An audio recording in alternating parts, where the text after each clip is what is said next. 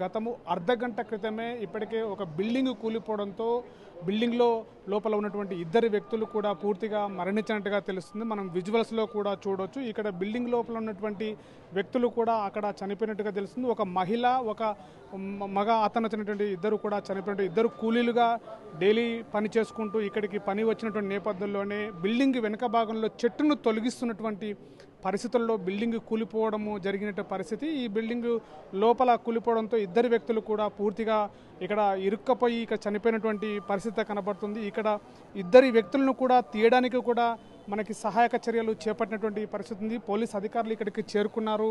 ఇక్కడ ఈ యొక్క పోలీసు యొక్క చర్యలతో అధికారులందరూ కూడా అప్రమత్తం అయిపోయి ఇక్కడ ఉన్నటువంటి ఈ యొక్క రెండు బాడీస్ని తీయడానికే సహాయక చర్యలు అయితే ముమ్మరం యొక్క ఏర్పాట్లు అయితే పూర్తి చేశారు. మనం పూర్తిగా విజువల్స్లో చూడొచ్చు. ఈ యొక్క బిల్డింగ్ యొక్క కూల్చివేతలో కూడా చెట్టును తొలగించేటువంటి ప్రయత్నంలో బిల్డింగ్ కూలిపోవడం, బిల్డింగ్ కూడా పూర్తిగా శిథిలావస్థకి చేరుకోవడం కూడా జరిగినటువంటి పరిస్థితి. ఇక్కడ మనకి అందుబాటులో బిల్డింగు సంబంధించినటువంటి ఓనర్ ఉన్నాడు. అతనితో మాట్లాడేటువంటి ప్రయత్నం చేద్దాం. అసలు ఏం జరిగింది, ఎప్పుడు జరిగింది అంటే ప్రయత్నం చేద్దాం. సార్ ఎట్లా చెప్పండి, ఎలా జరిగింది, ఎప్పుడు జరిగింది, అక్కడ ఎవరున్నారు అని చెప్పి ఏం చెప్తారు? ఒక లేడీ, ఒక జెంట్ ఉన్నారు లోపల. చెట్టు తీస్తుండగా గోడ కూలిపోయింది.